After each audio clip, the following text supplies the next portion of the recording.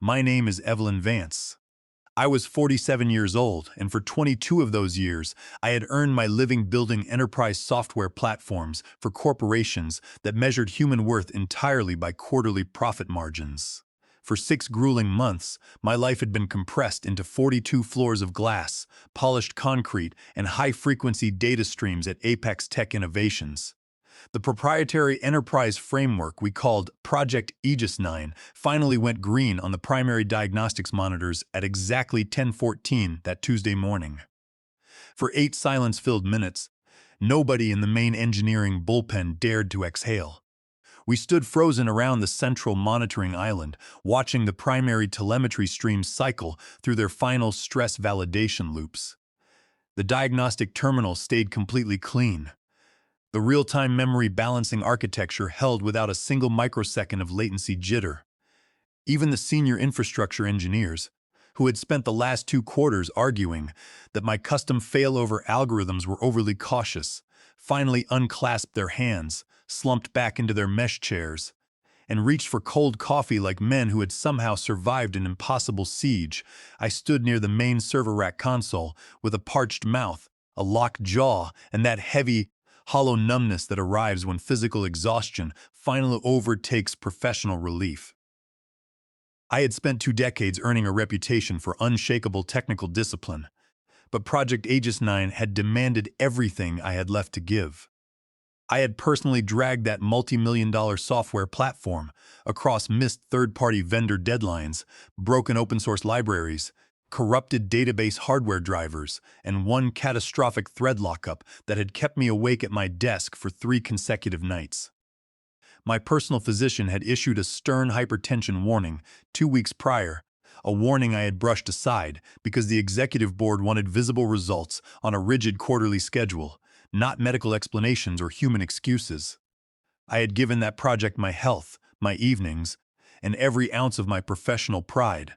Before the quiet satisfaction of our victory could even settle in my chest, my desk terminal chimed. An urgent high-priority notification appeared from the executive assistant to Chief Executive Officer Harlan Thorne. I was instructed to report upstairs to the 42nd floor corner executive suite immediately. I knew Harlan Thorne far too well to believe he had summoned a lead systems architect to offer genuine praise or celebrate a milestone victory. Harlan was the executive who delegated celebrations to low-level human resources staff and reserved direct contact for tactical maneuvers. His private office looked like a museum dedicated to corporate dominance. Floor-to-ceiling panoramic windows overlooking the financial district, brushed steel furnishings, hand-carved mahogany tables, and an oppressive air-conditioned silence that smelled faintly of expensive cologne and imported leather. Harlan was standing near the expansive windows with one hand tucked into the pocket of his bespoke wool trousers, looking as unbothered as a man, reviewing a calm morning weather report.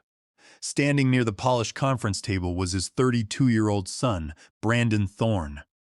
Brandon wore a sharp Italian suit and that confident, expectant expression that unearned privilege so frequently mistakes for genuine executive authority.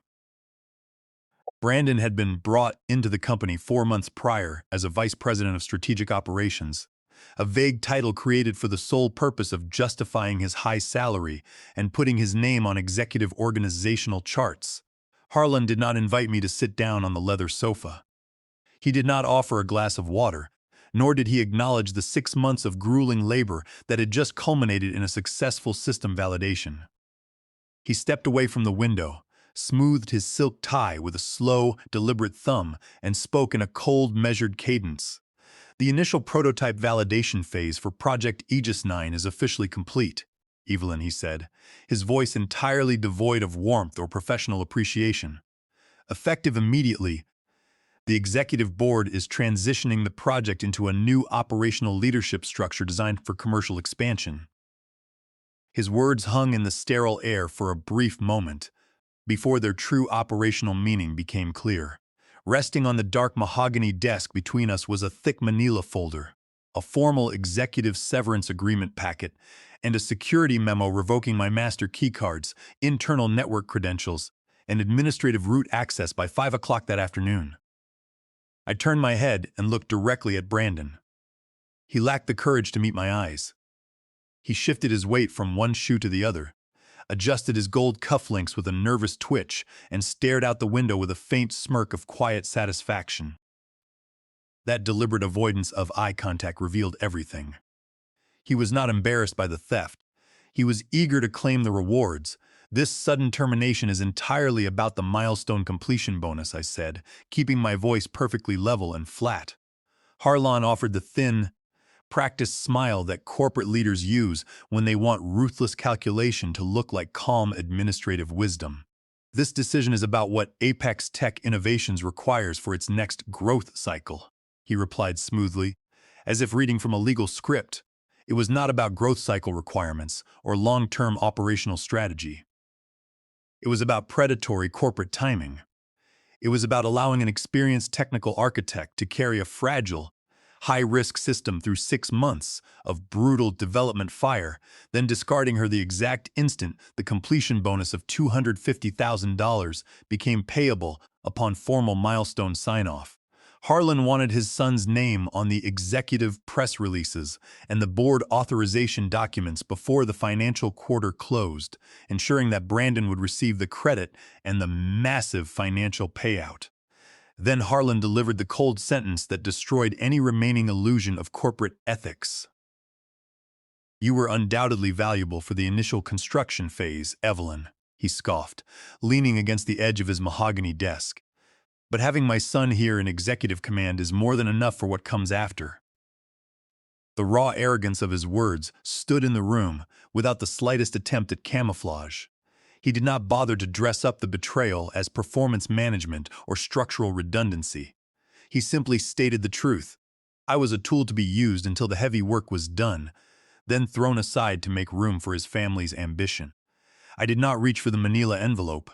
I did not raise my voice, demand an apology, or give them the satisfaction of an emotional scene. I turned quietly toward the heavy glass exit doors. Brandon stepped aside with a slight flourish, as if he were already taking formal possession of the floor. In the dark reflection of the elevator lobby glass, I caught a glimpse of my own face. I looked far less shocked than I felt, a clear sign that deep down in my gut, I had been bracing for this betrayal from the very moment Harlan brought his son onto our floor. By the time the high-speed elevator reached the ground lobby, my administrative network access had already begun to drop. Security protocols were stripping my system privileges with unusual speed, far faster than standard human resources offboarding protocols. They had prepared the legal papers and IT revocation scripts days before the final diagnostic test suite passed. They had simply needed my hands on the keyboard long enough to push the code across the finish line. I walked out through the revolving glass doors into the cold autumn air, carrying a single cardboard box containing my personal desk items, my dead security badge, and the sharp taste of executive betrayal sitting in the back of my throat. They had not terminated me because my work was incomplete or my skills were lacking. They had terminated me because they wanted an unqualified executive heir to wear my achievements like a medal he had won in battle. As I stood on the sidewalk looking back up at the towering glass spire of Apex Tech Innovations, one steady, quiet thought echoed in my mind. What would happen when they finally discovered that the architect they had discarded was the only person who understood how to keep the entire structure standing? I spent the first 48 hours after my termination in the quiet sanctuary of my suburban home, letting the heavy silence of the rooms wash over me.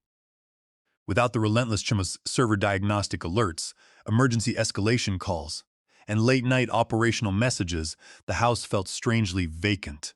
I placed the cardboard box on my dining room table and left it untouched for 2 full days. I did not engage in desperate phone calls to former colleagues, nor did I flood social media networks with complaints about executive corruption. I understood the cold reality of corporate memory. The moment a lead architect is ousted, the surrounding staff retreats into self-preservation, avoiding contact with the banished employee out of fear of executive retaliation. On Thursday morning, Apex Tech Innovations published its official global internal announcement. The company-wide email blast praised Brandon Thorne for his visionary executive leadership in steering Project Aegis 9's. through its complex development cycle to a flawless completion.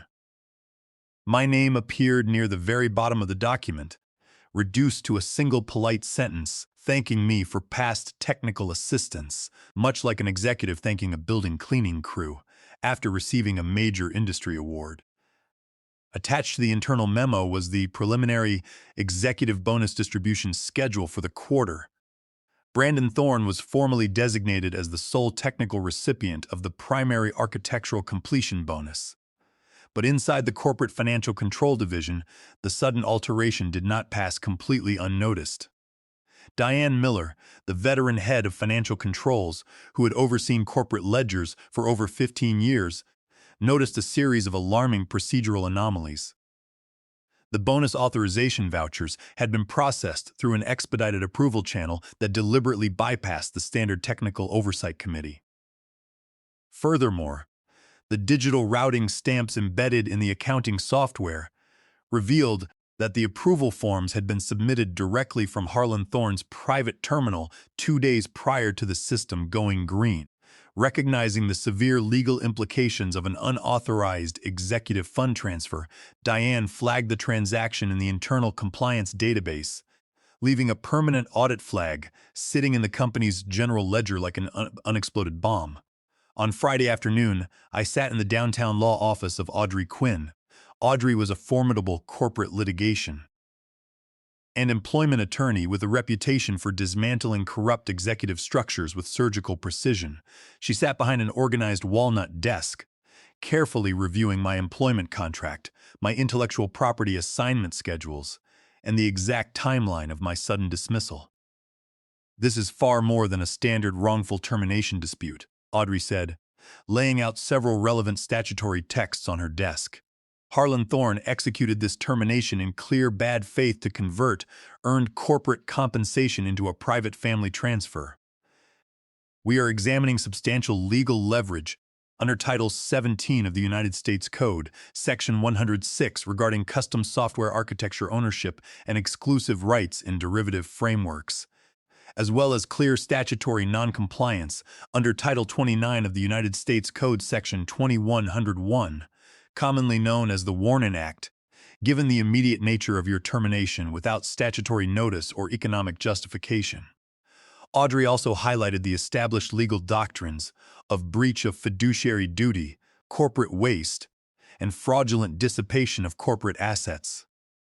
By diverting enterprise funds intended for technical milestone achievements into his son's personal holding accounts, Harlan had compromised the financial and legal integrity of the entire corporation, exposing the executive board to severe shareholder liability. While Audrey began assembling our formal legal strategy, the operational reality inside Apex Tech Innovations began to unravel at an alarming speed.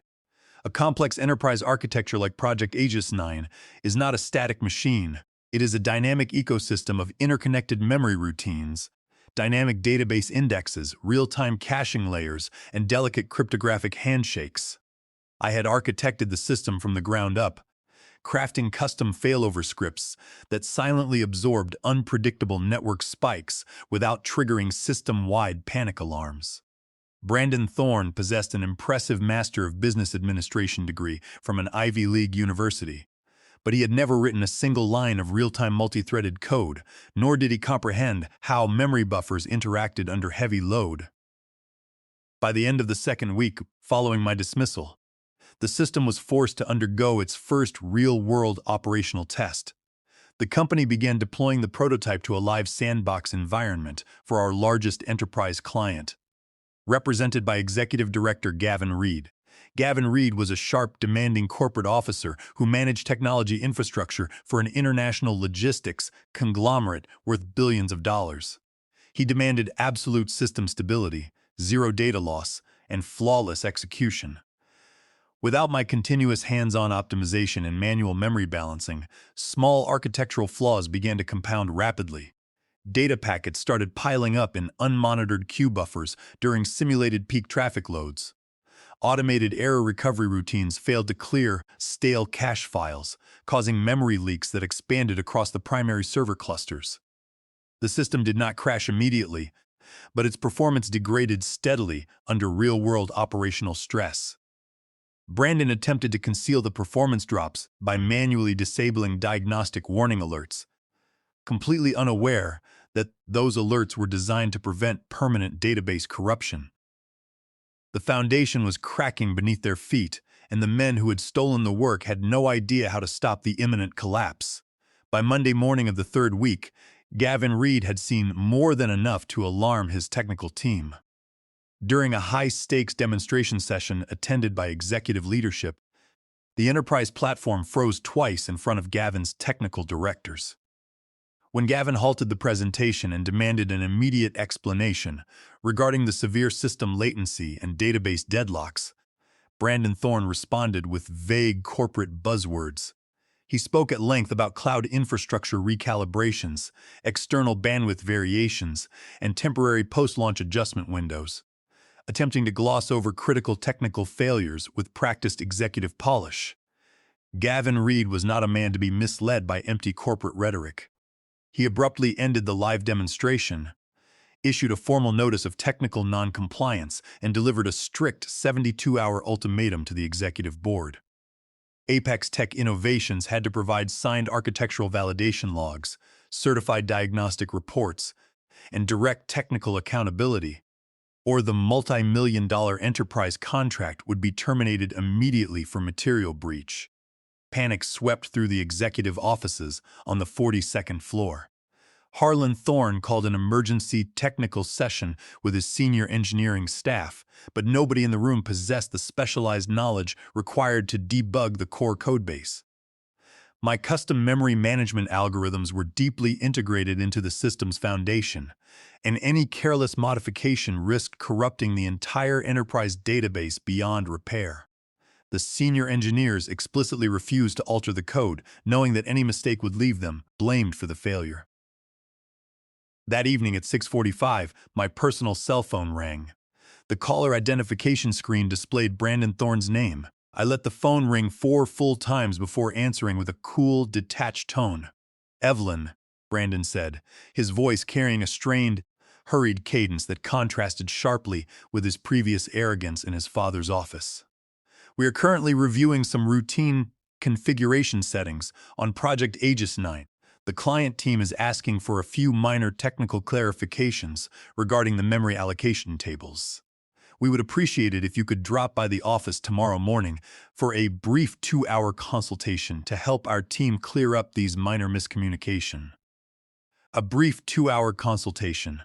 The sheer audacity of his request was almost comical.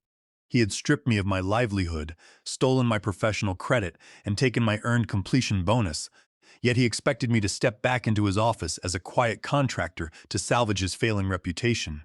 "I am no longer an employee of Apex Tech Innovations, Brandon," I replied, keeping my voice as smooth as ice.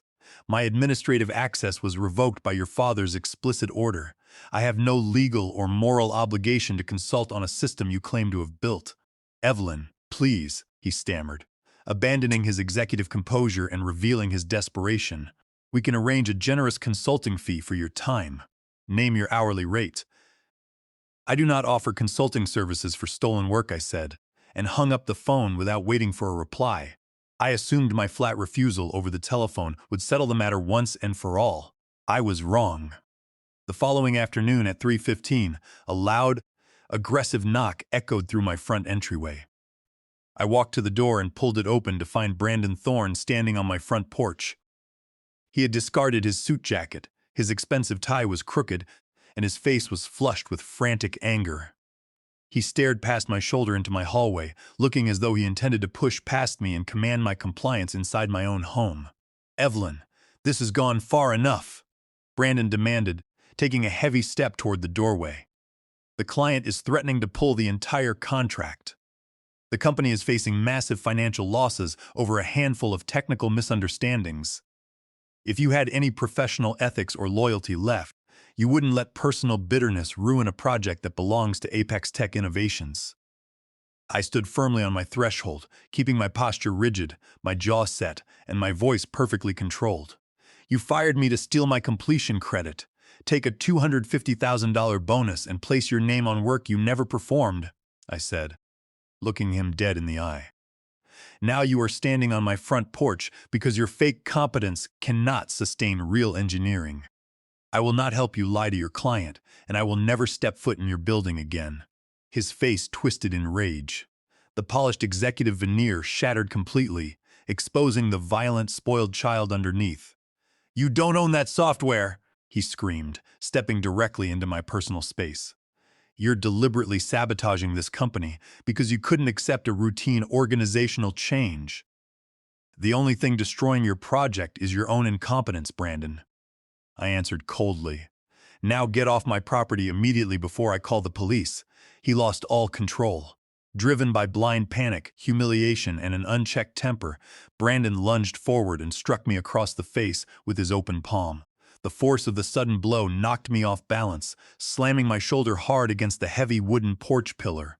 A sharp, burning pain erupted across my cheekbone and jaw, and a loud ringing filled my ears as I hit the decking. I did not scream. I did not strike back or engage in a physical struggle.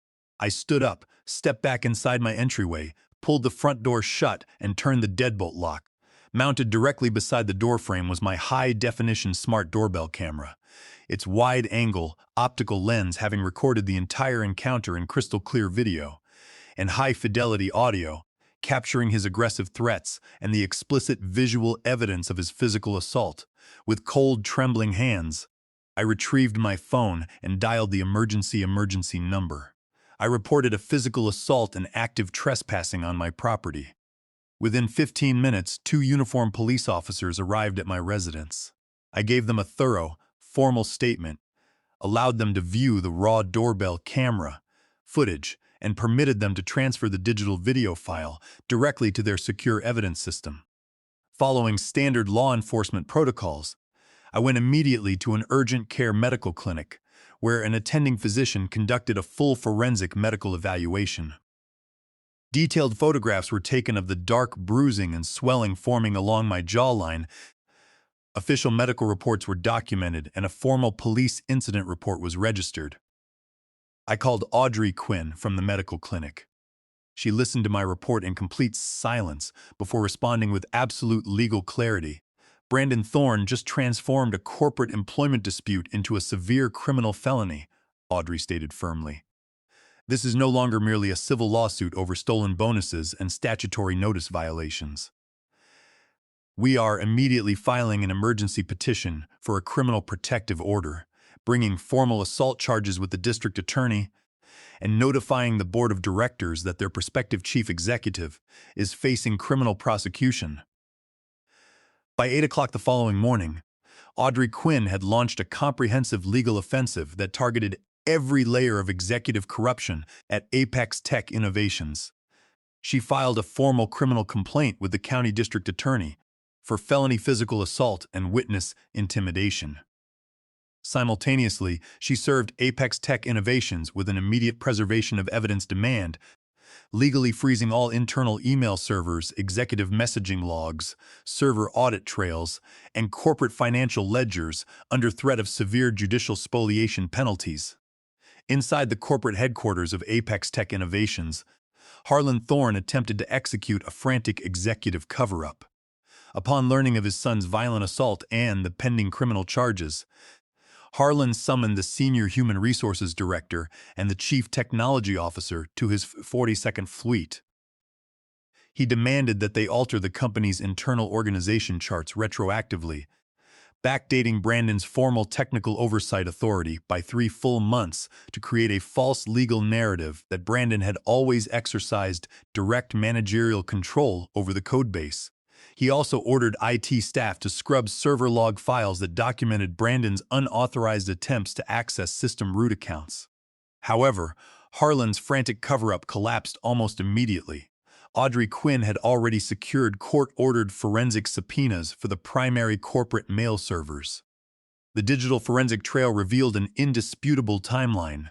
Harlan had drafted the altered organizational charts and backdated memos hours after the physical assault took place. Furthermore, Diane Miller provided our legal team with certified copies of the internal financial compliance flags, proving that Harlan had personally authorized the fraudulent transfer of the $250,000 milestone bonus to an offshore holding account controlled by Brandon. This mountain of evidence established a clear pattern of breach of fiduciary duty, corporate waste, fraudulent dissipation of corporate assets, and intentional spoliation of evidence. Harlan had systematically abused his executive authority, embezzled corporate funds intended for technical milestones, and used company resources in a criminal attempt to shield his violent son from justice.